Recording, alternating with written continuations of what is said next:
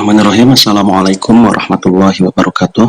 Alhamdulillah kita masih ada kesempatan sampai hari ini untuk melanjutkan pembelajaran mata kuliah sejarah pemikiran ekonomi. Walaupun mungkin akan menjadi kurang maksimal karena kita tidak bisa bertatap muka langsung dan melakukan secara online seperti ini, tapi saya harap kita masih bisa sama-sama semangat untuk melakukannya. Pada pertemuan pertama dulu, kita sudah sepakat untuk membagi materi kuliah sejarah pemikiran ekonomi menjadi dua bagian, yaitu materi pemikiran-pemikiran yang muncul pada masa sebelum klasik yang kita sebut dengan pra-klasik pada pertemuan-pertemuan sebelum UTS. Alhamdulillah tugas adik-adik sekalian sudah saya terima dan hasilnya memuaskan. Sekali lagi untuk saya tegaskan, karena teknik ceramah dalam perkuliahan sudah tidak boleh diberikan lebih dari 10%, maka saya harapkan untuk adik-adik sekalian agar aktif untuk mencari bahan dan referensi yang mendukung perkuliahan. Jika ada keinginan untuk menyamakan persepsi, maka saya persilahkan untuk ditanyakan langsung. Bisa langsung ke nomor saya ataupun lewat grup, agar jika ada pertanyaan yang sama, tidak ditanyakan 2 kali atau lebih. Pada pertemuan setelah UTS ini, kita akan membahas beberapa perkembangan pemikiran ekonomi dari berbagai kelompok yang ada, dimulai dari pemikiran kaum klasik yang diawali oleh Adam Smith dan tokoh-tokoh setelahnya. Sebenarnya ada banyak sekali yang akan kita bahas pada pertemuan setelah UTS, tapi karena adanya keterlambatan, maka mungkin kita akan membahas 4 besar saja, yaitu pemikiran kaum klasik, Marxisme dan pembaharuan setelahnya, New Classic yang menyerang pemikiran dari Marxis, serta Keynes yang menjadi jawaban dan solusi atas terjadinya The Great Depression pada tahun 1930-an di Amerika. Setelah krisis 1980-an di Amerika, pemikiran-pemikiran Keynesian sebenarnya mengalami serangan dan revisi juga, tapi mungkin tidak akan kita bahas secara mendetail. Saya harap adik-adik tidak keberatan dengan hal ini. Oke, kita langsung saja masuk kepada kaum klasik. Kaum klasik terdiri dari beberapa tokoh besar, yaitu Adam Smith yang dianggap sebagai bapak perekonomian modern yang berasal dari Skotlandia, lahir pada tahun 1729. Kemudian ada Thomas Robert Malthus yang berasal dari Inggris, lahir pada tahun 1766. Lalu ada John Baptiste Say, ekonom kelahiran Prancis yang lahir pada tahun 1767. Kemudian David Ricardo yang berasal dari Inggris yang lahir pada tahun 1772. Dan terakhir John Stuart Mill, ekonom yang dianggap sebagai puncak pemikiran kaum klasik yang berasal dari Inggris yang lahir pada tahun 1806. Ekonom-ekonom tersebut dikatakan sebagai kaum klasik karena pemikiran-pemikiran mereka yang bersumber dari kalimat laissez-faire laissez-passer, pemikiran yang telah ratusan tahun muncul bahkan sebelum Adam Smith sendiri lahir, yaitu pada masa pemikiran kaum fisiokrat yang diinisiasi oleh tokoh fisiokrat asal Perancis, François Quesnay. Sebenarnya sebutan klasik ini adalah olo-oloan dari pengikut Marxis yang seakan menyatakan bahwa pemikiran-pemikiran kelima tokoh tersebut sudah usang dan dianggap menjadikan ekonomi sebagai suatu ilmu yang dingin dan tidak berperasaan karena keliberalannya. Adam Smith, yang dianggap sebagai bapak perekonomian modern, adalah tokoh utama kaum klasik. Lahir di Skotlandia pada tahun 1729, Adam Smith adalah anak dari seorang hakim, pengacara, sekaligus pengawas keuangan adat di Kirkcaldy, Skotlandia.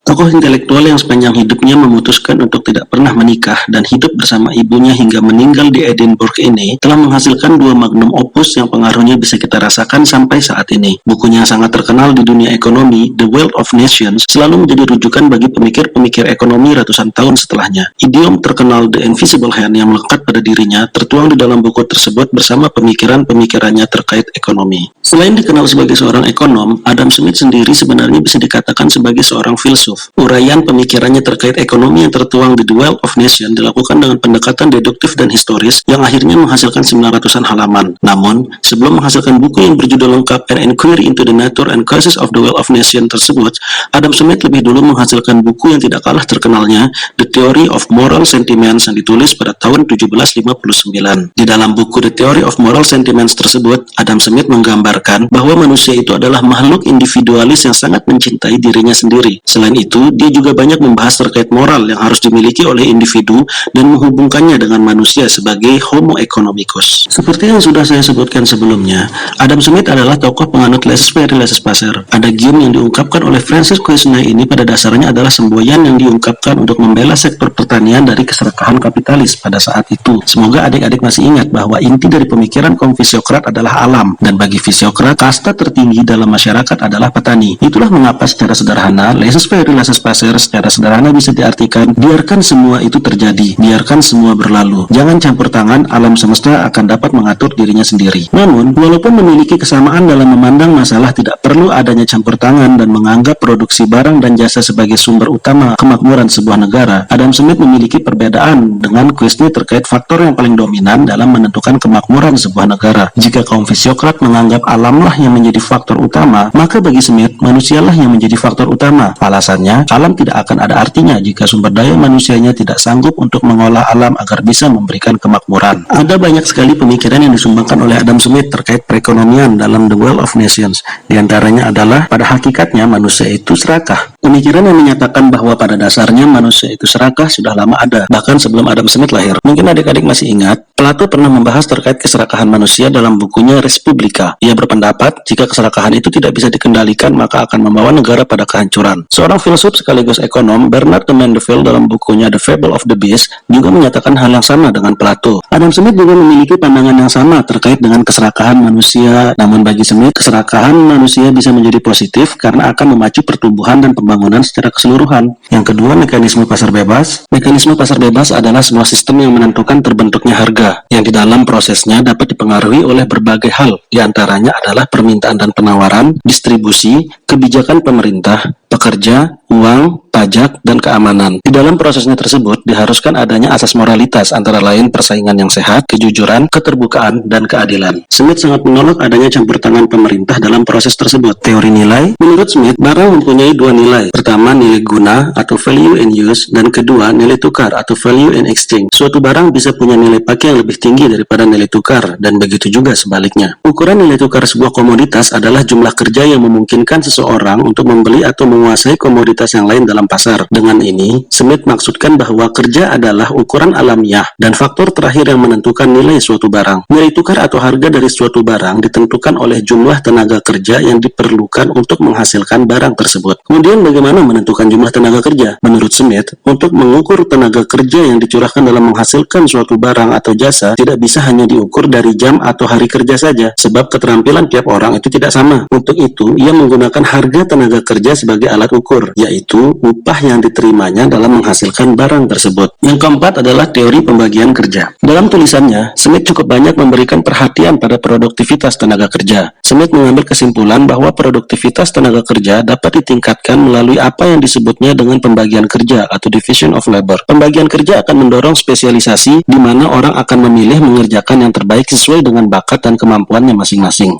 Menurut Smith, bukan perbedaan kodrati dalam hal bakat dan ketidakmampuan manusia untuk memenuhi kebutuhannya sendiri yang menjadi cikal bakal dari pembagian kerja itu. Justru pembagian kerja adalah konsekuensi niscaya dari kecenderungan tertentu dalam hakikat manusia, yaitu kecenderungan untuk berdagang dan mempertukarkan suatu barang dengan barang lainnya. Yang terakhir adalah teori akumulasi kapital. Di sini Smith mencoba menyesuaikan bagaimana kesejahteraan masyarakat dapat dicapai dengan melakukan investasi dalam peralatan dan mesin. Teorinya dimulai dengan pemikiran bahwa setiap orang yang berkeinginan untuk meningkatkan kesejahteraannya. Kesejahteraan tersebut dapat dicapai dengan cara meningkatkan laba melalui investasi dalam mesin dan peralatan. Dengan mesin dan peralatan yang baik, tenaga kerja yang sudah terspesialisasi akan semakin produktif, sehingga produksi perusahaan secara keseluruhan juga akan meningkat. Kemudian kita beralih pada salah satu tokoh dari klasik juga yang cukup terkenal, yaitu Thomas Robert Malthus. Malthus lahir pada tanggal 14 Februari 1776 di wilayah Surrey, Inggris. Ayahnya adalah tentara pengawal di sebuah pedesaan. Malthus sekolah di Hayes College di University of Cambridge. Dia tamat pada tahun 1788 dan ditugaskan sebagai pendeta Anglikan pada tahun itu juga. Thomas Robert Malthus adalah seorang pendeta dan sarjana Inggris yang sangat berpengaruh di bidang politik ekonomi dan demografi. Pada tahun 1805, dia ditunjuk menjadi profesor sejarah dan politik ekonomi di East India Company College di Haileybury. Pada dasarnya pemikiran Malthus terkait perekonomian lumayan banyak. Di antaranya adalah teori kependudukan, inadequacy of aggregate demand, dan teori sewa. Namun yang paling melekat dengannya adalah teori kependudukannya yang bagi banyak orang disebut dengan Malthusian trade theory. Permasalahan pertumbuhan populasi penduduk bukanlah isu baru dalam perekonomian. Pada abad ke-17, hal tersebut telah menjadi bahan dialektika yang sangat menarik di antara para ilmuwan. Salah satu pandangan tentang pertumbuhan populasi dikemukakan oleh Thomas Robert Malthus yang dituangkan dalam bukunya The Essay on the Principle of Population. Ditulisnya The Principle of Population sebenarnya ditujukan untuk mengkritik konsep masyarakat ideal yang diperkenalkan oleh William Godwin, yang menyatakan bahwa ketika dunia mencapai fase di mana tidak ada lagi peperangan dan permusuhan, serta pengetahuan tentang pertanian dan perindustrian mulai berkembang pesat, maka pada saat itu akan tercapai kondisi ideal dalam kehidupan bermasyarakat. Namun demikian, Malthus meragukan pendapat tersebut dengan berbagai alasan. Dalam pandangannya, Malthus menyebutkan bahwa sumber daya pangan merupakan suatu keharusan bagi manusia untuk dapat menjamin kelangsungan hidupnya. Kemudian, hubungan antara individu laki-laki dan perempuan akan selalu ada, sebagai salah satu upaya manusia untuk melanjutkan keturunan. Malthus juga menegaskan bahwa karena hasil hasrat manusia untuk memiliki keturunan akan selalu ada, maka akan berakibat pada meningkatnya pertumbuhan populasi manusia. Ia melihat data statistik pertumbuhan penduduk selama 150 tahun, di mana pertumbuhan populasi meningkat hingga 2 kali lipat setiap 25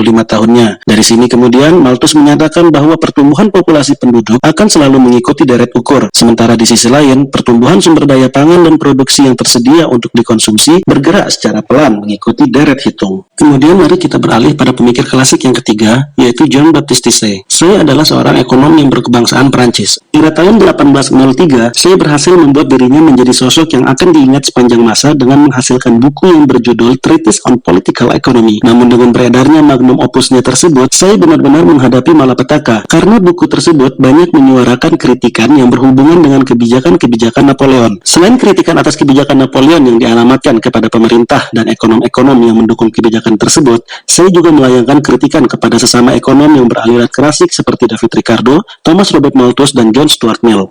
Kritikannya tersebut disampaikan karena menganggap ketiga teman dekatnya itu sangat gegabah karena menjadikan matematika ekonomi sebagai pijakan awal untuk menuju pada sebuah jalan rasionalitas ilmu. Padahal, kompleksitas sebuah ilmu pengetahuan, khususnya ilmu pengetahuan sosial, tidak serta-merta dapat diukur dengan deretan angka-angka statistik yang belum tentu menjawab problem-problem sosial. Sebagai seorang ekonom yang dikenal berani dan lantang dalam menyuarakan pendapatnya, pemikiran-pemikiran Jean Baptiste Say bisa dikatakan telah memberikan warna dalam perkembangan pemikiran kaum klasik. Adapun sumbangsihnya yang tertuang dalam magnum opusnya antara lain yaitu pertama, hukum pasar Say, hukum yang sangat terkenal terkait permintaan dan penawaran, yang lambat laun dijadikan tertuduh oleh salah seorang ekonom terkemuka sebagai salah satu penyebab terjadinya depresi 1930-an. Kemudian yang kedua, Say juga menyatakan bahwa faktor produksi itu ada tiga, yaitu land, labor, dan capital. Kemudian yang terakhir, yang mungkin tidak semua orang tahu, bahwa Jean Baptiste Say adalah orang yang pertama yang menggunakan istilah entrepreneur dalam analisis ekonominya. Namun, dua pemikiran terakhir akan tidak tampak dan tidak terdengar sama sekali karena tertutup oleh popularitas hukum pasar Say.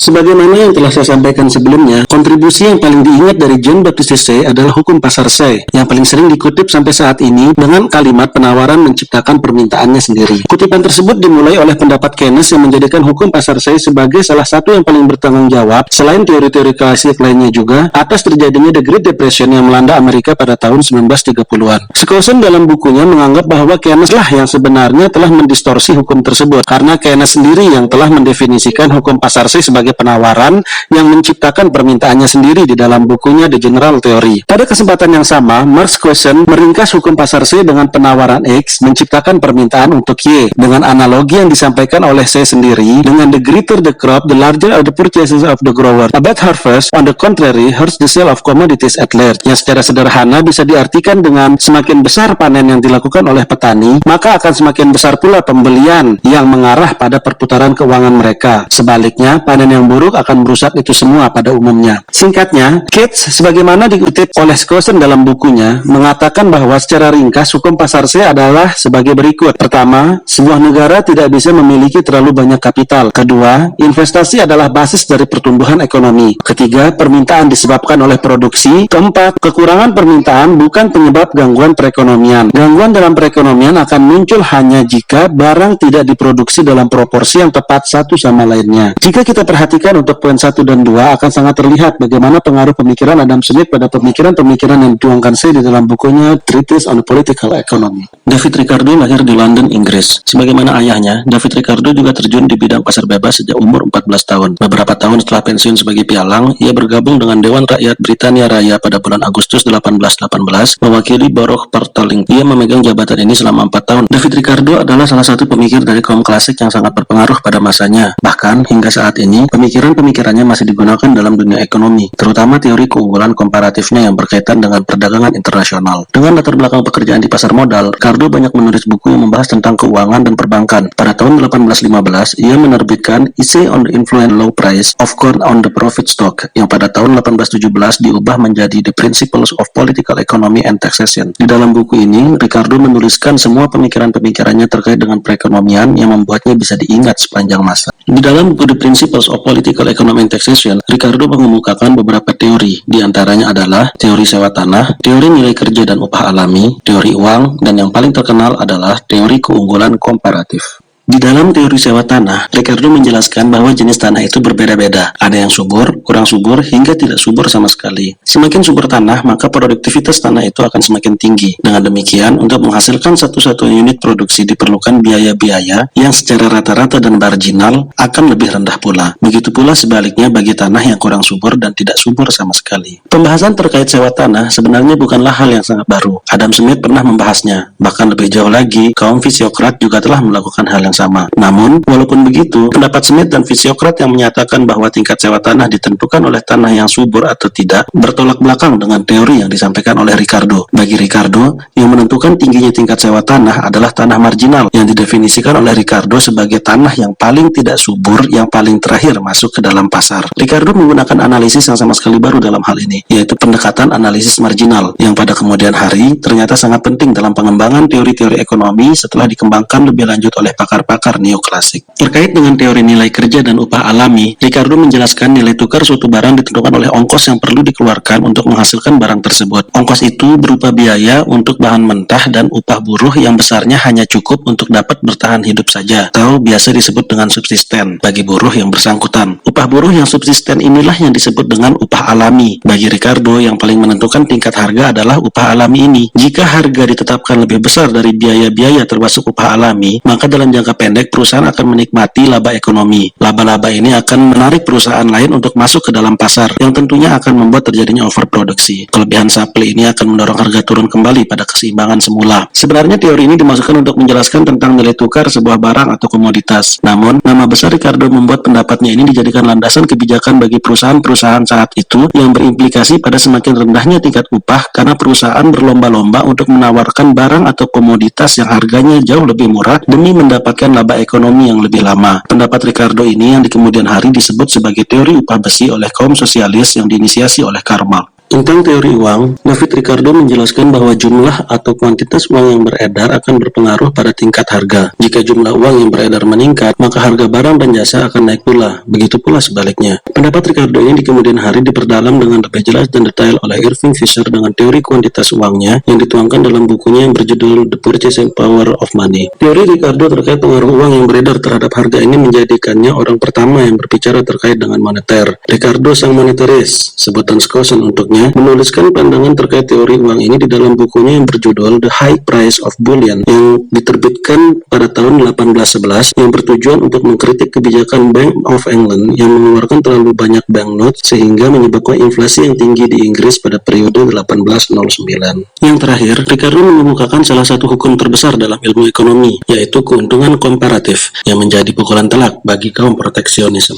Antara tahun 1500 dan 1750, di tengah gencarnya upaya Inggris untuk mendirikan koloni di seberang lautan, para ekonom menganjurkan merkantilisme sebagai taktik ekonomi yang menekankan perdagangan internasional sebagai sarana untuk meraih kekayaan bagi negara. Ricardo menentang pemikiran yang memandang perdagangan hanya bertujuan untuk mengumpulkan emas atau perak. Melalui teori keunggulan komparatif, Ricardo menyatakan bahwa sebuah negara harus memusatkan kegiatan perekonomiannya pada industri-industri yang menjadi keunggulannya dan paling kompetitif secara internasional, serta melakukan kegiatan perdagangan dengan negara lain untuk memperoleh barang-barang yang tidak diproduksi secara nasional. Pada intinya, Ricardo memperkenalkan pemikiran spesialisasi industri ekstrim oleh suatu negara dan pendayagunaan industri nasional yang menguntungkan dan berdaya saing. Dengan menggunakan matematika sederhana, teori keunggulan komparatif Ricardo berusaha membuktikan bahwa spesialisasi industri dan perdagangan internasional akan selalu berdampak positif. Teorinya ini di kemudian hari diperluas dan menghasilkan konsep keunggulan absolut yang sama sekali tidak menekankan spesialisasi industri dan perdagangan internasional dalam kegiatan perekonomian suatu negara. Teori keunggulan komparatif Ricardo telah ditentang oleh sejumlah pakar, termasuk John Robinson dan Pierre Raffa. Meskipun demikian, teorinya tetap menjadi landasan argumen yang mendukung perdagangan internasional.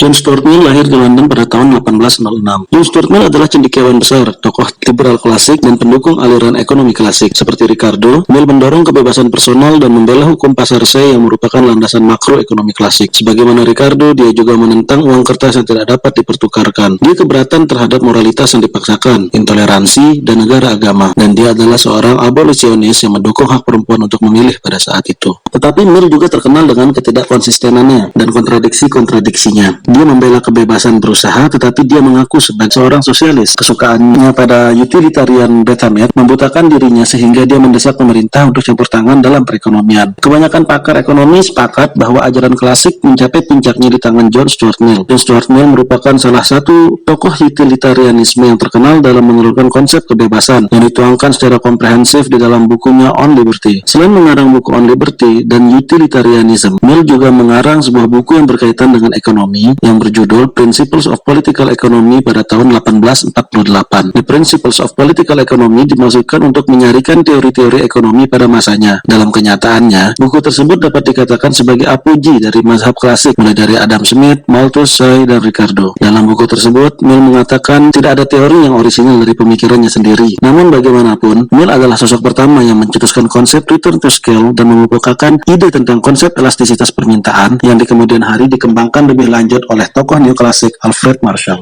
Ya, demikian penjelasan singkat terkait perkembangan pemikiran ekonomi dari kaum klasik. Saya harap adik-adik dapat memahami penjelasan yang saya sampaikan dengan baik. Feel free bagi siapapun yang ingin bertanya jika ada yang dirasa kurang jelas. Jangan lupa untuk segera menuliskan apa yang adik-adik dapat pahami dari penjelasan saya dalam presentasi ini, agar tidak memberatkan untuk tugas ujian akhir semester bulan depan. Terima kasih atas perhatiannya. Selalu jaga kesehatan diri dan keluarga. Selalu berdoa dan patuhi anjuran pemerintah agar wabah ini segera berlalu. Semoga kita bisa segera beraktivitas seperti sedia kala. Assalamualaikum warahmatullahi wabarakatuh.